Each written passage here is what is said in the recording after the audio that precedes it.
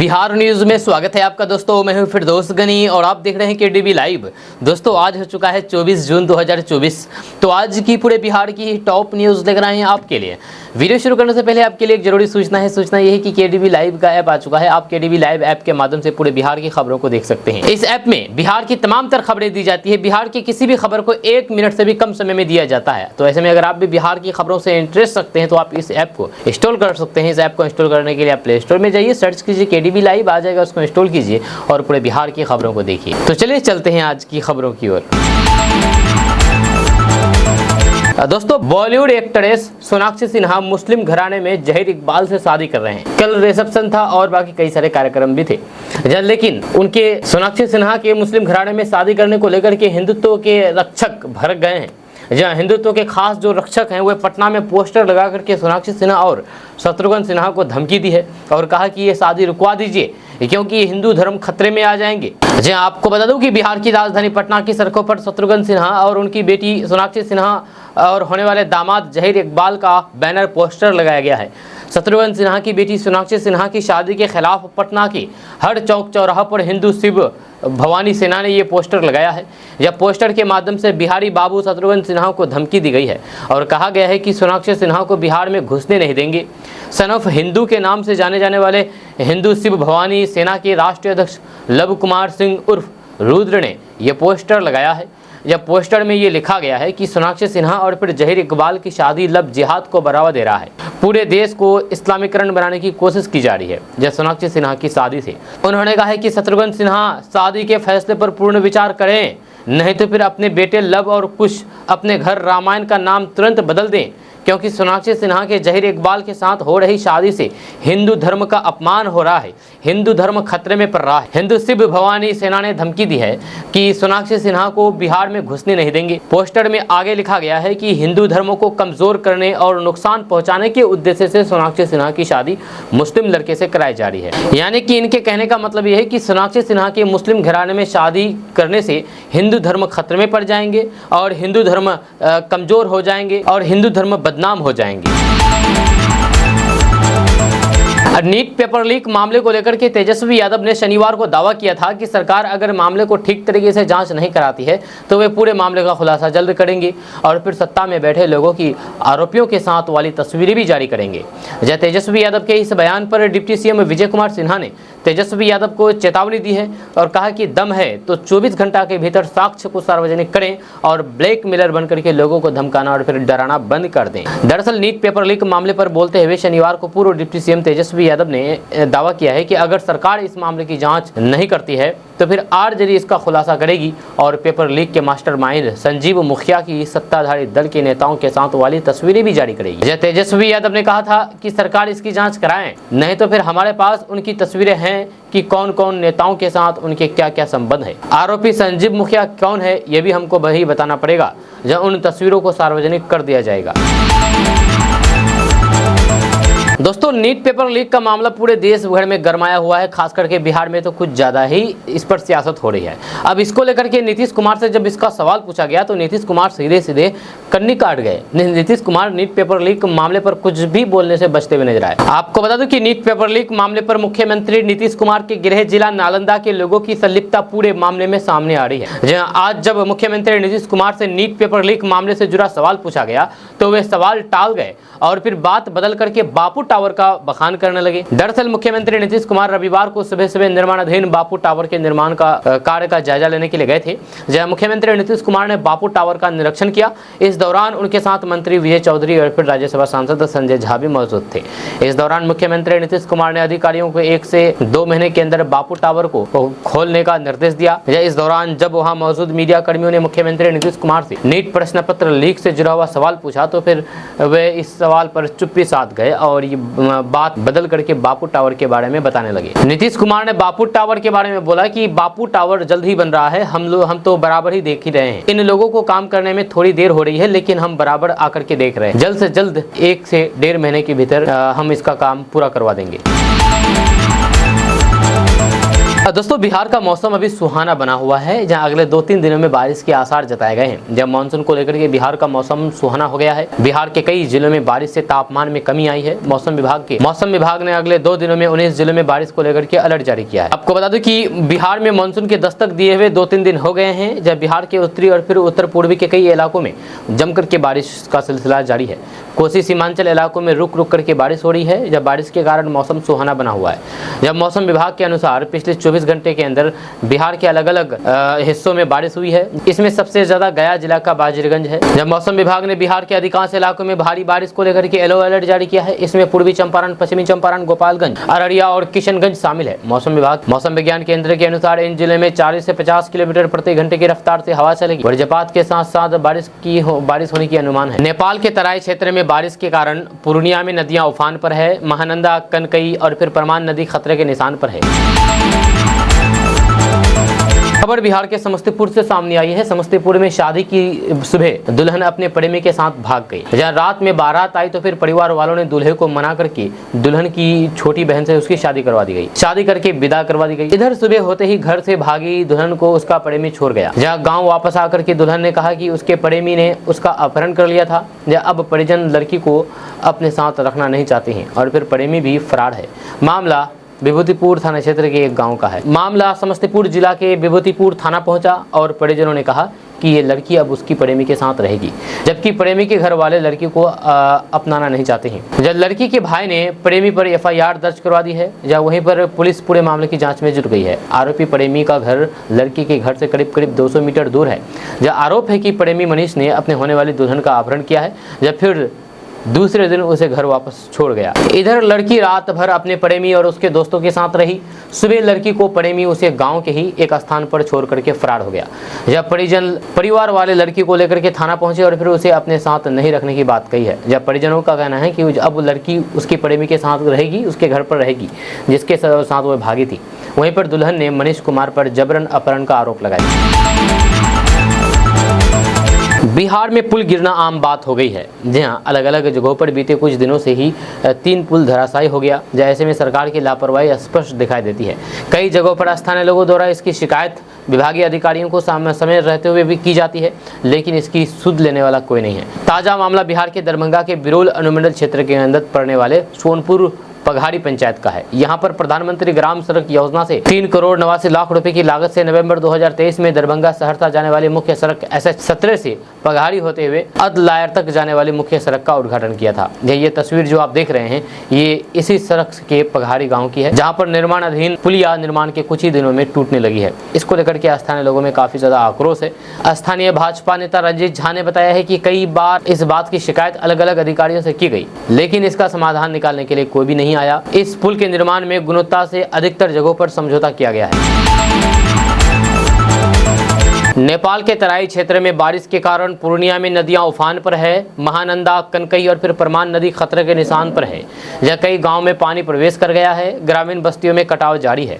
करीब 30,000 की आबादी को बाढ़ का डर है। रायबेर पंचायत के वार्ड नंबर 5 हरिया पश्चिमी टोला गाँव में अब्दुल रूफ और फिर सगुफ्ता बेगम के घर नदी में विलीन हो गया। जो अभी 50 से अधिक घर कटने के रडार पर है। ग्रामीण मोहम्मद जुनैद, शरीफ आलम और फिर सरोज अपने आशियाना तोड़ करके प्लान करने को मजबूर है। सिमलबाड़ी नगरा टोल में करीब 40 घरों में कनकई नदी का पानी प्रवेश कर गया है। यहाँ बाढ़ जैसे हालात हैं, जहाँ लोगों के सामने पीने के पानी और फिर खाने की समस्या है। अब तक कोई भी अधिकारी गाँव तक नहीं पहुँचा है।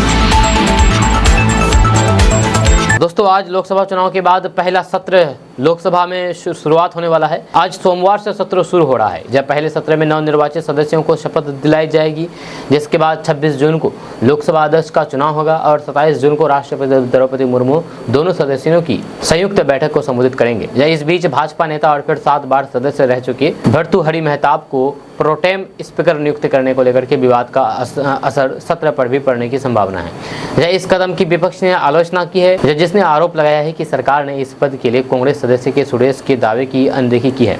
संसदीय कार्य मंत्री किरेन रिजिजू ने कहा कि महताब लगातार 7 बार लोकसभा सदस्य रह चुके हैं, जिससे वे इस पद के लिए योग्य हैं, जबकि सुरेश 1998 और फिर 2004 में चुनाव हार गए थे, जिससे उनका मौजूदा कार्यकाल निचले सदन में लगातार चौथा कार्यकाल है। इससे पहले वे 1989, 1991 और 1996 और 1999 में लोकसभा के लिए चुने गए थे। नीट पेपर लीक मामला तुल पकड़ता हुआ जा रहा है। आपको बता दें कि पक्ष विपक्ष एक दूसरे पर आरोप प्रत्यारोप लगा रहे हैं। इस मामले की जांच अब सीबीआई को सौंप दी गई है, जहां वहीं पर एनटीए के अध्यक्ष को भी हटा दिया गया है। इस मामले में बिहार के संजय मुखिया और फिर यूपी का रवि अत्री पुलिस के निशाने पर है। वहीं पर इस मामले में नेता भी एक दूसरे को घेरने से बाज नहीं आ रहे हैं। एक और जहां विपक्ष के नेता ये साबित करना चाहते हैं कि पेपर लीक सरकार के लोगों के संरक्षण में हो रहा है, तो वहीं पर इस मामले में तेजस्वी यादव के पीएस का भी नाम सामने आ रहा है। जब बताया जा रहा है कि तेजस्वी के पीएस ने ही पेपर लीक के मास्टरमाइंड के लिए रूम बुक कराया था। वहीं पर अब इस मामले में बिहार कांग्रेस के प्रदेश अध्यक्ष अखिलेश प्रसाद सिंह ने एनटीए के अध्यक्ष को पद से हटाने को लेकर के बड़ा बयान दिया है। उन्होंने कहा है कि इसका मतलब है कि धांधली हुआ। जहां अखिलेश सिंह ने कहा है कि नीट में बड़े लेवल पर धांधली हुई है। अखिलेश सिंह ने कहा है कि सिर्फ एनटीए के अध्यक्षों को हटाने से बात नहीं बनेगी, उसमें जितने लोगों की संलिप्तता है उसकी जांच करके उसमें दंड देना चाहिए। कांग्रेस प्रदेश अध्यक्ष ने कहा है कि छात्र पढ़ लिख रहे हैं, उनको मेरिट के साथ न्याय मिले। वहीं पर मोतिहारी में पुल गिरे जाने को लेकर के अखिलेश प्रसाद सिंह ने बताया है कि जो ठेकेदार नियुक्त होते हैं और फिर जो सरकार में काम कर रहे हैं की ही संलिप्तता रही होगी, तो फिर इस तरह का काम होता रहेगा। उन्होंने कहा है कि हर दिन तो पुल गिर ही रहा है, जब कल भी गिरा था आज भी गिर रहा है।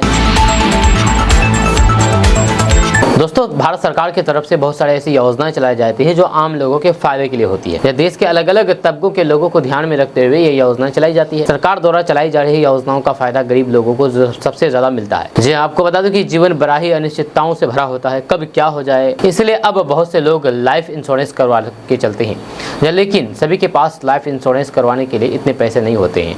इसलिए ऐसे लोगों के लिए सरकार द्वारा एक योजना चलाई जा रही है, जिसमें गरीब लोग भी सरकार की इस योजना के तहत लाइफ इंश्योरेंस करवा सकते हैं। इस योजना का नाम है प्रधानमंत्री जीवन ज्योति बीमा योजना। तो चलिए हम आपको आखिर बताते हैं कि आखिर ये क्या है प्रधानमंत्री जीवन ज्योति बीमा योजना, इसकी पात्रता क्या है। साल 2015 में केंद्र सरकार द्वारा प्रधानमंत्री जीवन ज्योति बीमा योजना की शुरुआत की गई थी। इस योजना का उद्देश्य था ऐसे लोगों को बीमा उपलब्ध कराना जो खुद से लाइफ इंश्योरेंस लेने में सक्षम नहीं है। आपको बता दें कि सरकार की इस योजना का लाभ कोई भी ले सकता है। यह प्रधानमंत्री जीवन ज्योति बीमा योजना लाइफ इंश्योरेंस स्कीम है, जिसमें लाभार्थी को सालाना 436 रुपये का प्रीमियम भरना पड़ता है और फिर किसी हादसे या फिर किसी दुर्घटना के चलते योजना धारक की मृत्यु होने पर परिजन को 2 लाख रुपए दिए जाते हैं। यह सरकार द्वारा चलाई जा रही इस योजना का लाभ 18 से 50 साल तक कोई भी भारतीय नागरिक ले सकता है। आपको बता दूं कि इस योजना का लाभ भारतीय नागरिकों के अलावा वे नॉन रेजिडेंट इंडियन भी ले सकते हैं जिनका भारत में बैंक खाता है। योजना में आवेदन करने के लिए आप आधिकारिक वेबसाइट www.jansurakshha.gov.in पर जाकर के इस वेबसाइट में जाकर के फॉर्म डाउनलोड कर सकते हैं, जिसमें भरने के बाद आपने बैंक में जमा कर सकते हैं, अपने बैंक में जमा कर सकते हैं या फिर आप अपने बैंक की नेट बैंकिंग के जरिए भी आवेदन कर सकते हैं। प्रधानमंत्री जीवन ज्योति बीमा योजना में आवेदन करने के लिए आवेदक की योजना के फॉर्म के साथ कुछ जरूरी दस्तावेजों के साथ Aadhaar card, PAN card, photo, active bank account और फिर साथ में मोबाइल नंबर होना बहुत जरूरी है। आपको बता दें कि योजना में आवेदन करने के बाद किस्त आपके खाते में ऑटो डेबिट होगी, जो हर साल 31 मई को पॉलिसी रिन्यू होगी। दोस्तों, बिहार शिक्षा विभाग के पूर्व अपर मुख्य सचिव के पाठक के जाते ही कई बड़े फैसले लिए गए हैं। जब अब सरकारी स्कूलों की तरह ही प्राइवेट स्कूलों के निरीक्षण का भी दौरा शुरू होगा। जब शिक्षा विभाग के पोर्टल पर बिना रजिस्टर्ड के चल रहे प्राइवेट स्कूलों पर निरीक्षण के दौरान ही नकेल कसी जाएगी।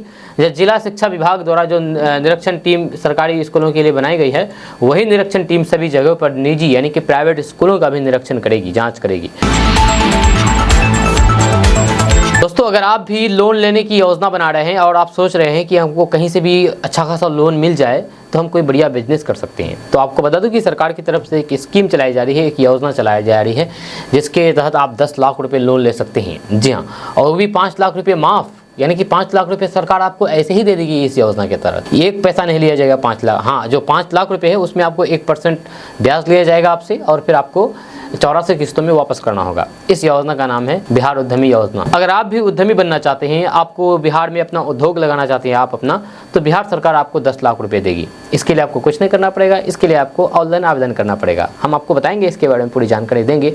अगर आप भी इस योजना का लाभ लेना चाहते हैं तो आप हमारे साथ बने रहें। तो आपको बता दें कि मुख्यमंत्री उद्यमी योजना के अंतर्गत 18 से 50 साल के बेरोजगार लोगों को रोजगार परक बनाने के लिए मुख्यमंत्री उद्यमी योजना के अंतर्गत राशि दी जाएगी। उद्योग विभाग द्वारा 50% तक अनुदान के साथ 10 लाख रुपए तक का लोन दिया जाएगा। यानी कि अनुदान का मतलब यह है कि 50% अनुदान यानी कि 5 लाख रुपए आपको फ्री में दे देगी, जबकि 5 लाख रुपए लोन दिया जाएगा 1% ब्याज के तहत। आपको बता दूं कि इस योजना का लाभ वही उठा सकता है जो बिहार का अस्थायी निवासी होना हो। जहाँ अनुसूचित जाति, अनुसूचित जनजाति, बेरोजगार युवाओं और फिर महिलाओं को प्राथमिकता दी जाएगी। आवेदक के पास कम से कम इंटरमीडिएट, ITI, पॉलिटेक्निक या फिर समकक्ष योग्यता होनी चाहिए। न्यूनतम आयु 18 साल जबकि अधिकतम 50 साल होनी चाहिए। आवेदक के पास एक व्यक्तिगत चालू खाता भी होना चाहिए जहां स्वीकृत राशि RTGS के माध्यम से भेजी जाएगी। जब स्वामित्व के लिए फॉर्म उद्यमी की व्यक्तिगत पैन की आवश्यकता होती है। चालू खाता प्रस्तावित फॉर्म के नाम से होना चाहिए। आवेदक को अपनी खुद की फॉर्म या फिर कंपनी की स्थापित और फिर पंजीकृत करनी होगी। जब विकल्पों में स्वामित्व,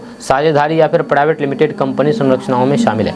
मुख्यमंत्री उद्यमी योजना के तहत ऑनलाइन आवेदन की प्रक्रिया 1 जुलाई से शुरू होगी, जो कि आप 31 जुलाई तक आवेदन कर सकते हैं। अगर आप बिहार के रहने वाले हैं और ज़मीन खरीद बिक्री कर रहे हैं, अगर नहीं भी करते हैं और भविष्य में करने वाले हैं, तो आपको ज़मीन के बारे में कुछ जानकारी होनी चाहिए। ताज़ा रिपोर्ट्स के मुताबिक बिहार में कई ज़मीनों की खरीद बिक्री पर रोक लगा दी गई है। ऐसे में अगर आप उन ज़मीनों को खरीदते हैं तो फिर कानूनी लफड़े में आप फंस सकते हैं और आपका पैसा डूब सकता है। जी हाँ, हम आपको अभी उन ज़मीनों के बारे में बताने वाले हैं जिस ज़मीन को आपको भूल से भी नहीं खरीदना चाहिए, नहीं तो फिर आपका पैसा डूब जाएगा। सबसे पहले बात करेंगे नंबर 1 पर मंदिर मठ की ज़मीन। जहाँ बिहार सरकार ने मंदिर मठ की ज़मीन को खरीद बिक्री करने पर रोक लगा दी है। ऐसे में अगर आप इस ज़मीन को खरीदते हैं तो फिर आप कानूनी लफड़े में फंस सकते हैं और आपका पैसा भी डूब सकता है, इसलिए इस ज़मीन को बिल्कुल भी ना खरीदें। वहीं पर दूसरा है कैसरे हिंद की ज़मीन।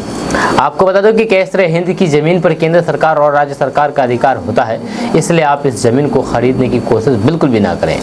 वहीं पर तीसरे नंबर पर बात करें तो खास महल की ज़मीन। जब बिहार में सरकार की ज़मीन को खास महल की ज़मीन कहते हैं। ये खास महल की ज़मीन सरकार लोगों को लीज पर देती है या इस ज़मीन की खरीद बिक्री नहीं की जा सकती है। चौथे नंबर पर बात करें गैर मजरूआ ज़मीन। तो आपको बता दें कि गैर मजरूआ ज़मीन बिहार सरकार की ज़मीन होती है। जो इस ज़मीन की खरीद बिक्री करना गैर कानूनी है। वहीं पर इस ज़मीन पर कब्जा करना भी अवैध माना जाता है। 5वां नंबर पर बात करें गिरवी रखी ज़मीन। जी हाँ, अगर कोई ज़मीन गिरवी रखी गई है या फिर उस पर लोन लिया गया है और लोन की किस्त अभी पूरा नहीं हुआ है तो फिर उस ज़मीन को भूल कर भी ना खरीदें। बिहार में खेती करने वाले किसानों के लिए एक अच्छी खबर सामने आ रही है। ताज़ा रिपोर्ट्स के मुताबिक बिहार में आम के पैदावार को बढ़ाने के लिए सरकार के द्वारा आम विकास योजना चलाई जा रही है। इसके तहत सरकार आम लगाने पर 30,000 रुपये की सब्सिडी देगी। जब खबर के अनुसार इस योजना के अंतर्गत प्रति हेक्टेयर आम की खेती के लिए किसानों को प्रथम वर्ष यानी कि पहला साल 18,000 रुपये की सब्सिडी मिलेगी, जबकि द्वितीय तथा तृतीय वर्षों के लिए 6,000 रुपये की सब्सिडी उपलब्ध कराई जाएगी। किसान इसके लिए आवेदन कर सकते हैं। आपको बता दो कि इस योजना में लाभुकों का चयन सामान्य श्रेणी में 78%, अनुसूचित जाति 20% एवं अनुसूचित जनजाति के लिए 1.44% किया जाएगा एवं प्रत्येक श्रेणी में 30% महिलाओं की भागीदारी सुनिश्चित की जाएगी। बिहार में जो किसान आम लगाना चाहते हैं वो ऑनलाइन के द्वारा आवेदन कर सकते हैं। जब किसानों को जिलों के प्रखंड उद्यान नर्सरी से आम के पौधों की आपूर्ति की जाएगी। अधिक जानकारी के लिए आप आधिकारिक वेबसाइट www.horticulture.bihar.gov.in पर विजिट कर सकते हैं। यहाँ से आप इसके बारे में पूरी जानकारी प्राप्त कर सकते हैं और इसका लाभ ले सकते हैं। दोस्तों, मानसून की बेरुखी से बिहार में खेती किसानी पर भारी पड़ रहा है। जब बिहार में प्रवेश करने के बाद मानसून धीमा पड़ गया है। एक दिन की बारिश से भीषण गर्मी से थोड़ी सी राहत तो मिल गई, लेकिन खेती बाड़ी की गतिविधियां शुरू करने लायक वर्षा नहीं हुई है। धान का बीज गिराने का सबसे अच्छा समय रोहिणी नक्षत्र माना जाता है, लेकिन रोहिणी नक्षत्र बीत चुका, अब तो आद्रा भी प्रवेश कर चुका है। जब अभी तक बारिश नहीं हुई है, इससे किसान परेशान है। बिहार में इस साल कृषि विभाग ने 36.56 लाख हेक्टेयर में धान की खेती का लक्ष्य रखा है। इसके लिए 3,56,000 हेक्टेयर में धान की बुआई का लक्ष्य है। लेकिन 21 जून तक बिहार में लक्ष्य के विरुद्ध महज 39% यानी कि 1.43 लाख हेक्टेयर में ही बीज लगे हुए हैं। बिहार में किसी व्यक्ति की जमीन दादा परदादा के नाम पर है तो फिर आप उसे अपने नाम करवा सकते हैं। इसके लिए बिहार सरकार के द्वारा सभी जिलों में सर्वे कराया जा रहा है। इसके लिए पंचायत स्तर पर शिविर का भी आयोजन किया जा रहा है। खबर के अनुसार अंचलाधिकारी के द्वारा अंचल अंतर्गत पंचायतों को चिन्हित करके सार्वजनिक स्थल पर लगाने वाले शिविर का शेड्यूल किया जा रहा है। इस शिविर में आप अपने जमीन के दस्तावेजों को लेकर के उसे अपने नाम करवा सकते हैं। आपको बता दें कि दादा परदादा के नाम से चल रही जमाबंदी को अपने नाम करवाने के लिए जमाबंदी रैयत के वंशावली के साथ बंटवारा नामा जमा करना होगा। आप ग्राम कचहरी द्वारा बनाया गया बंटवारा नामा लेकर के जमीन को अपने नाम करवा सकते हैं। वहीं पर बिना खाता खेसरा लगान रकबा वाले जमाबंदी के परिमार्जन के लिए साक्ष्य के साथ ही आवेदन स्वीकार किए जाएंगे और उस आवेदन को शिविर में ही सत्यापन किया जाएगा तथा सारी कागजातों के मिलान करने के बाद ही आगे की कार्रवाई की जाएगी।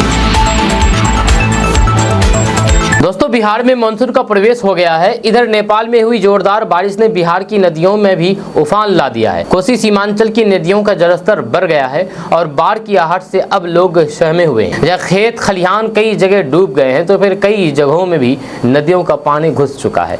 गाँव में नाव भी अब चलने लगी है। कटाव का संकट भी अब गहराने लगा है और लोग घर मकान तोड़ करके सुरक्षित जगहों पर जाने लगे हैं। कई जगह बांध टूट गया है जिससे घर में पानी घुस गया है। कोसी नदी का जलस्तर उतार चढ़ाव जारी है। वहीं पर महानंदा का भी यही हाल है। कनकई गंडक बूढ़ी गंडक नदी का भी यही हाल है, जहाँ सभी नदी उफनाए हुए हैं और लोगों के घरों तक पानी प्रवेश कर गया है। हालांकि कई जगह पर पानी अब घटने भी लगा है, जहाँ इस वजह से कोसी बराज में नदी का पानी धीरे धीरे घटने लगा है। आपको बता दें कि सुपौल में तटबंध के भीतर सैकड़ों गाँव में नदी में पानी फैल गया है। जो शुक्रवार कल पानी का लेवल कम रहा, लेकिन आज फिर से वहाँ पर पानी बढ़ता हुआ दिख रहा है। पूर्णिया के बैसा प्रखंड क्षेत्र से होकर के गुजरने वाली कनकई एवं महानंदा नदी के जलस्तर में धीरे धीरे कमी हो रही है। इसके कारण नदी के किनारे बसे लोगों में कुछ राहत दिखाई दे रही है। वहीं पर नदी कटाव के चलते कई गांवों के लोग अभी भी काफी ज्यादा परेशान हैं।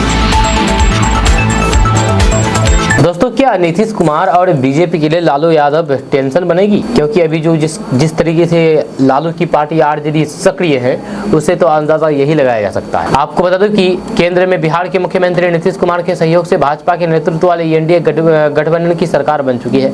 प्रधानमंत्री नरेंद्र मोदी और भाजपा को समर्थन देकर के नीतीश कुमार केंद्रीय राजनीति में अपनी पैठ बना चुके हैं। वहीं पर नीतीश कुमार ने मुख्यमंत्री का पद रख करके बिहार में भी जरे जमाई हुई है।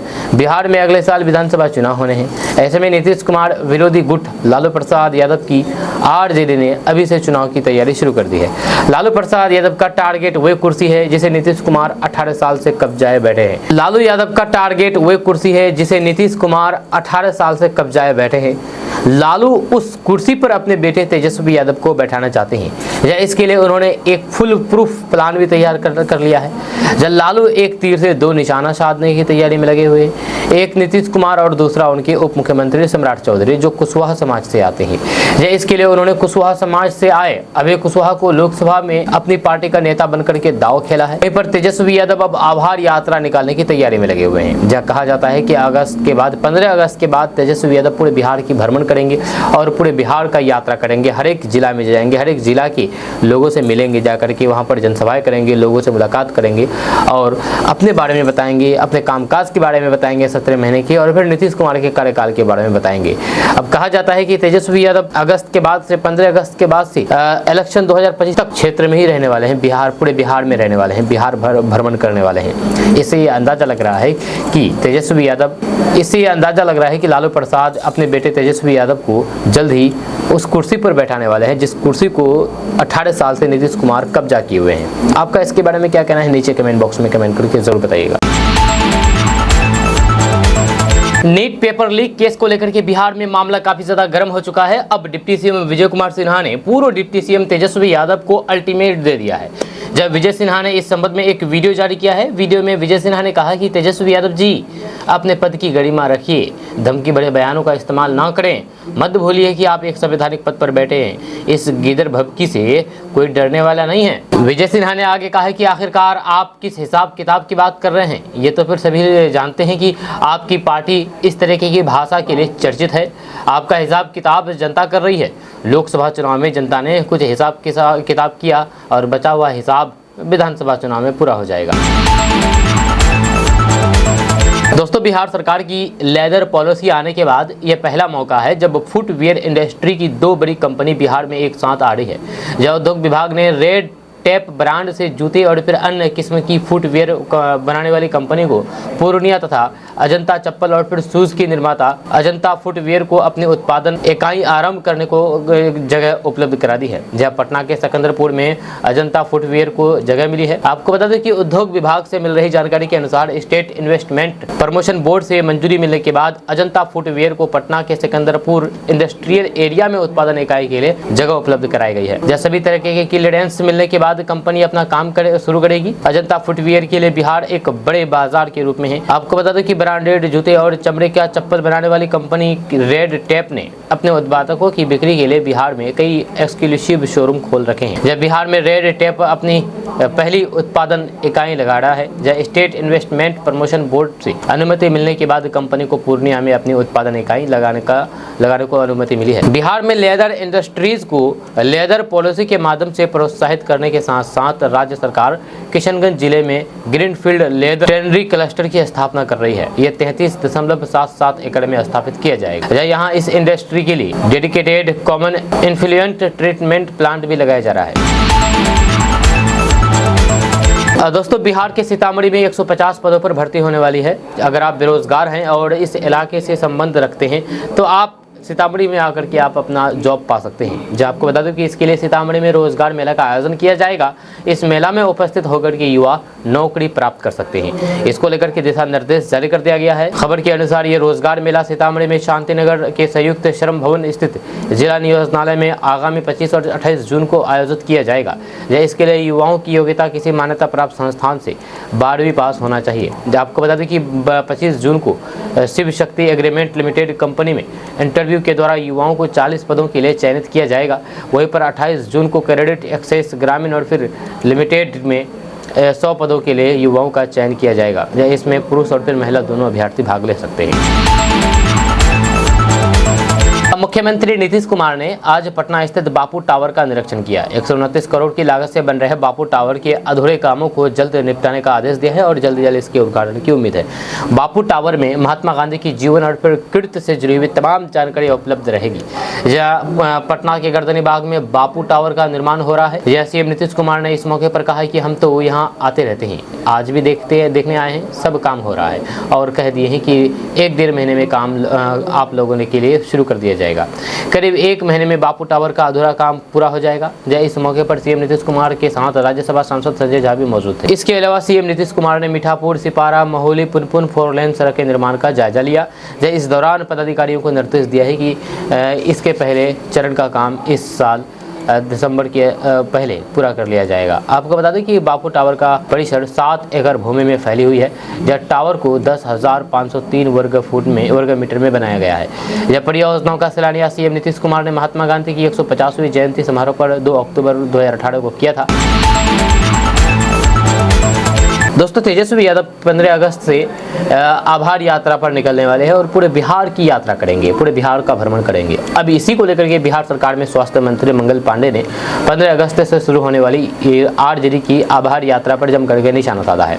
उन्होंने कहा है कि चुनाव प्रचार के दौरान जब तेजस्वी यादव पटना एयरपोर्ट पर आते थे तो पत्रकारों के बीच में लंबे लंबे दावे करते थे, लेकिन जब लोकसभा का चुनाव का परिणाम आया तो फिर जनता ने उन्हें मात्र 4 सीट दिया। मंगल पांडे ने कहा है कि जनता ने स्पष्ट संदेश दे दिया है कि किसी भी हालात में ऐसे लोगों का साथ नहीं देगी। परिवारवाद और भ्रष्टाचार की राजनीति करते हैं। उन्होंने कहा कि जब चुनाव परिणाम आए तो फिर तेजस्वी यादव को मीडिया के लोग खोजते रह गए, लेकिन वे अपने घरों में बंद रहे। जब मंगल पांडे ने कहा है कि जनता ने जो संदेश दिया है उससे स्पष्ट है कि तेजस्वी यादव की राजनीति बिहार में नहीं चलने वाली है। जब उन्हें घर में ही बंद रहना चाहिए, इसलिए वे आभार यात्रा करें या फिर कोई भी यात्रा करे, उससे कोई भी फर्क नहीं पड़ने वाला है। जनता उन्हें नकार चुकी है सिरे से। दोस्तों, बिहार में जमीन के कागजात को निकालने के लिए सरकार के द्वारा एक वेबसाइट पोर्टल बनाया है। जिस वेबसाइट पोर्टल के माध्यम से बिहार के लोग अपने जमीन के कागजात को आसानी से निकाल सकते हैं। इसको लेकर के दिशा निर्देश जारी कर दिया गया है। खबर के अनुसार बिहार सरकार ने बिहार भूमि नाम की वेबसाइट पोर्टल बनाया है, जिसके माध्यम से आप जमीन का खसरा, खतियान, रसीद, जमाबंदी, नक्शा, खतियान, केवाला समेत अन्य तरह के कागजात को बड़े ही आसानी के साथ निकाल सकते हैं। आपको बता दें कि बिहार भूमि की वेबसाइट पोर्टल पर जाकर के आप अपने जमीन का लगान जमा करके नया रसीद भी डाउनलोड कर सकते हैं। हालांकि ये प्रोसेस बहुत पहले ही लागू कर दी गई है, लेकिन बहुत से लोगों को अभी भी इसके बारे में पता नहीं है। जी हाँ, आपको बता दूं कि अगर आप जमाबंदी करते हैं तो आपको इसका रसीद का इस्तेमाल भी सभी जगहों पर कर सकते हैं आप, जहाँ सरकार ने इसे कानूनी मान्यता दी है। आपको बता दें कि जमीन के खसरा, खतौनी रसीद, जमाबंदी, खतियान आदि निकालने के लिए वेबसाइट www.biharbhumi.bihar.gov.in वेबसाइट पर जाकर के आप इसका जो भी नियम कानून है इसका पालन करके आराम से कागजात को निकाल सकते हैं।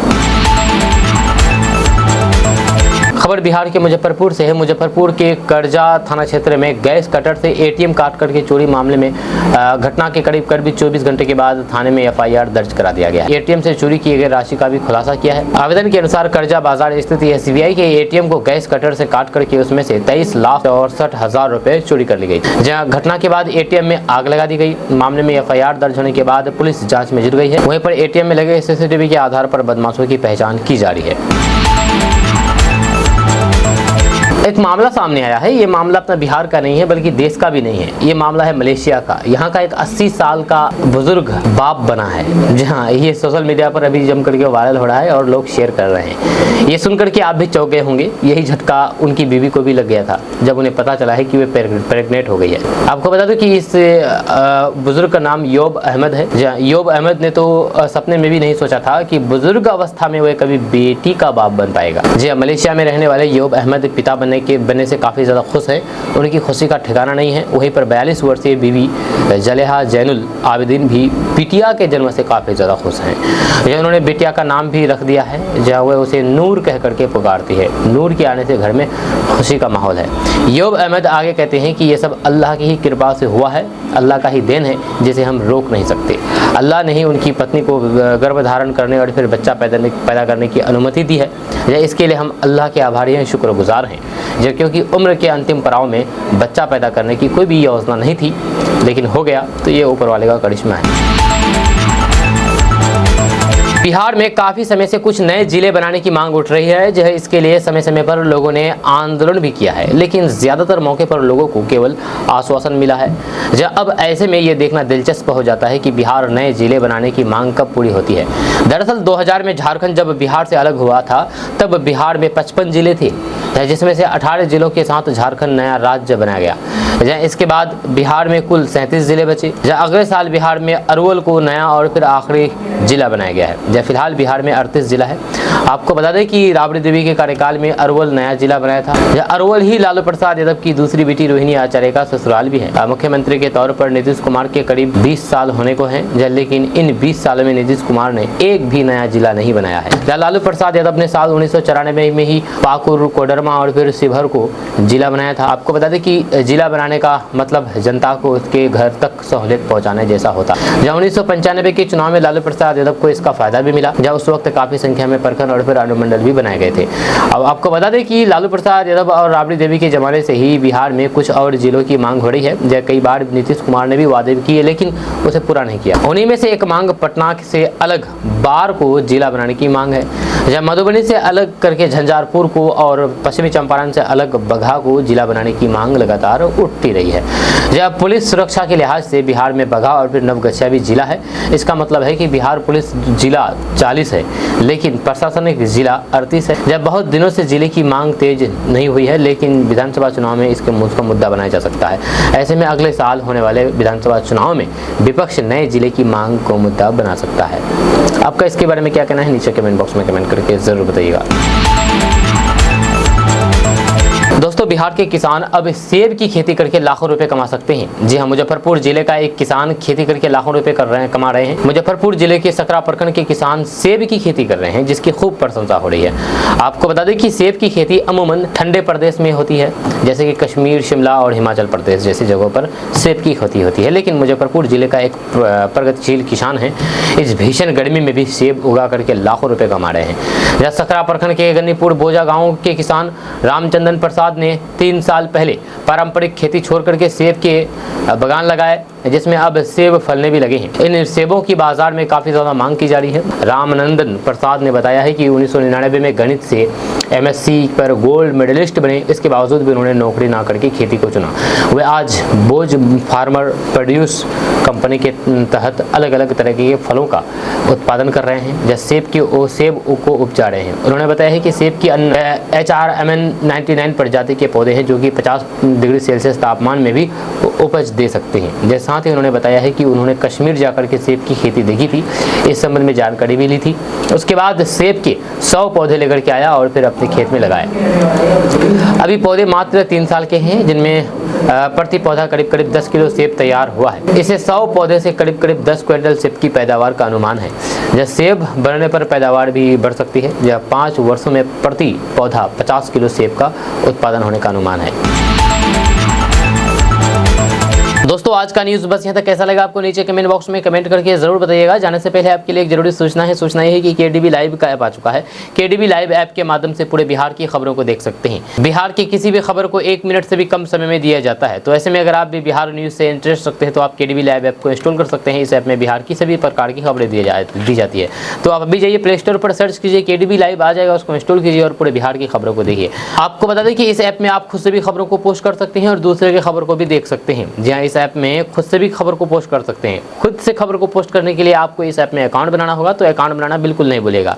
अकाउंट बनाना बहुत सिंपल है। आप मोबाइल नंबर और अपना नाम फोटो दे करके अकाउंट बना लेंगे। अकाउंट बनाने से आपको बेनिफिट ये होगा कि आप खुद से तो खबर पोस्ट कर पाएंगे ही, साथ ही साथ आप मैसेज कर पाएंगे, लाइक कर पाएंगे, उसके बाद चैटिंग कर पाएंगे, फॉलो कर पाएंगे, कमेंट कर पाएंगे। बहुत सारी सुविधा दी गई है। इस ऐप में इंस्टॉल करेंगे तो आपको पता चल जाएगा। तो इंस्टॉल करना बिल्कुल नहीं भूलिएगा। मिलते हैं नेक्स्ट वीडियो के साथ, तब तक के लिए जय हिंद, जय बिहार।